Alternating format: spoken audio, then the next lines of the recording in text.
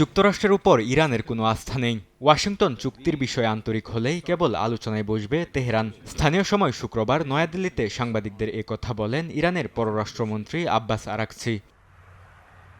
Hormuz প্রণালী নিয়েও কড়া বার্তা দেন আরাকচি। বলেন, যেসব দেশ ইরানের সঙ্গে সরাসরি সংঘাতে নেই তারা এই গুরুত্বপূর্ণ জলপথ ব্যবহার করতে পারবে, তবে ইরানের নৌবাহিনীর সঙ্গে সমন্বয় করতে হবে। সামাজিক মাধ্যমে লেখেন, এই প্রণালীর নিরাপত্তা রক্ষায় ইরান তার ঐতিহাসিক দায়িত্ব পালন করে যাবে।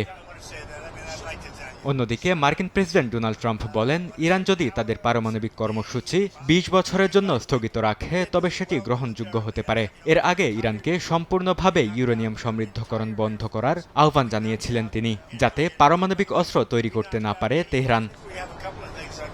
ইরান ইস্যুতে ধৈর্য কমে আসছে এবং আলোচনায় এখনও কোনো অগ্রগতি হয়নি বলেও জানান ট্রাম্প। তিনি দাবি করেন, দুই পক্ষের মূল অবস্থান এখনও অনেক দূরে। ইরান যুদ্ধবিরতির বিনিময়ে বিভিন্ন শর্ত দিয়েছে, যার মধ্যে রয়েছে শত্রুতা বন্ধ, নৌ অবরোধ প্রত্যাহার এবং সামরিক হামলা বন্ধের নিশ্চয়তা।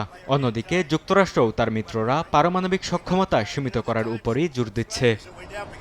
বরকতুল্লাহ, সময় সংবাদ।